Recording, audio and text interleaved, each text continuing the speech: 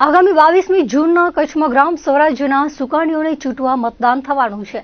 કચ્છના ગ્રામીણ વિસ્તારોમાં ચૂંટણી પ્રચાર વેગવાન થયો છે, તો બીજી તરફ ચૂંટણી તંત્ર પણ પારદર્શક અને શાંતિપૂર્વક મતદાન પ્રક્રિયા હાથ ધરવા તૈયારીઓમાં વ્યસ્ત થયું છે. આજે ભુજના ટાઉન હોલ ખાતે ભુજ વિધાનસભા વિસ્તારમાં ચૂંટણી ફરજ બજાવનારા પ્રિસાઇડિંગ પોલિંગ ઓફિસર, મહિલા પોલિંગ ઓફિસર સહિત 400 કર્મીઓને ચૂંટણીલક્ષી કામગીરીની તાલીમ અપાઈ હતી.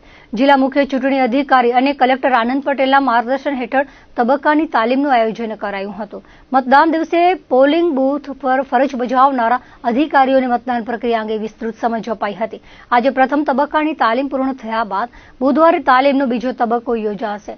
નોંધનીય છે કે ગ્રામ પંચાયતની સામાન્ય વિભાજન અને પેટા ચૂંટણીઓ માટે 22મી જૂન રવિવારે મતદાન થશે, જ્યારે 25મી જૂન બુધવારે મતગણતરી હાથ ધરાશે.